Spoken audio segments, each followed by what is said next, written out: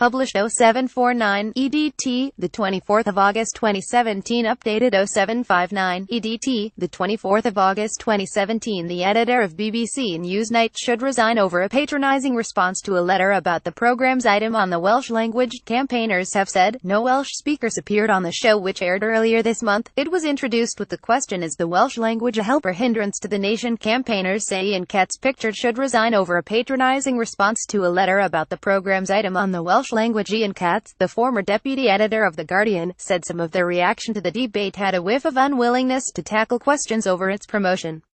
Some Davies Uriath Jim Ragg called his letter belittling. Mr. Katz had been replying to a complaint from Arfon Jones, Plaid Cymru's Police and Crime Commissioner for North Wales. After the show aired on August 9, Mr. Jones wrote to Mr. Katz saying the BBC would not dare question whether a person's religion or ethnicity was a hindrance.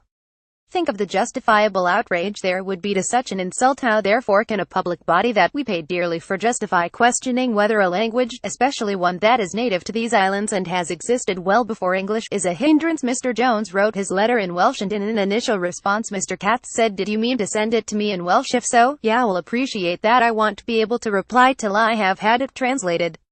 In a further letter to Mr. Jones, the editor accepted the programme's guest casting was not good enough, and the wording of its introduction was cruder than it should have been. The show had author and columnist Julian Reck arguing against the amount of money being spent on Welsh language promotion.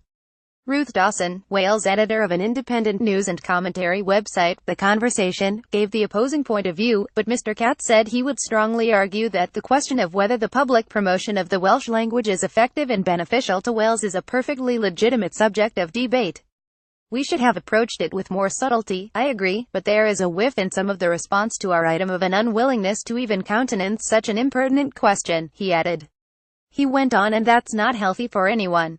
Thanks for taking the trouble to write. I'm sure you must be a very busy man. Mr. Jones called the response trivial and soulless and patronizing in tone.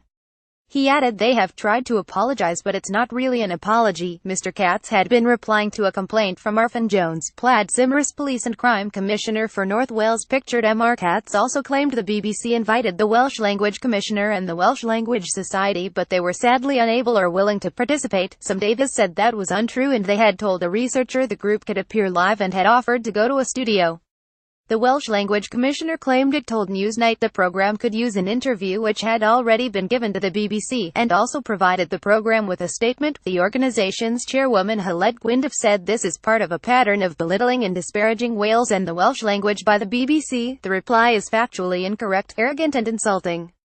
The letter claims it is valid to discuss whether a government should attempt to revive a minoritized language or not. That's basic prejudice.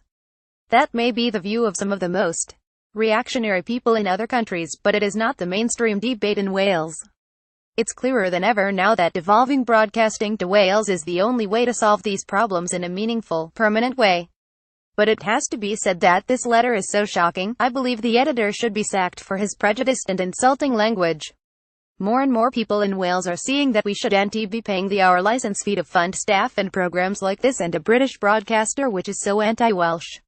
Ian Katz, the former deputy editor of The Guardian, said some of their reaction to the debate had a whiff of unwillingness to tackle questions over its promotion. We will be encouraging people who are angry about this to join the boycott of the license fee until broadcasting has devolved to Wales. Welsh Language Minister Aileen Davies said the BBC had a cultural problem in London and a serious question needed to be asked. More than 8,000 people have since signed a petition calling for an independent review into all BBC content about the Welsh language over the last 2 years, with news and current affairs a priority. In a previous statement, the BBC said whilst different perspectives were included in this item on the Welsh language, the discussion of such an important subject would have benefited from more thorough analysis and debate.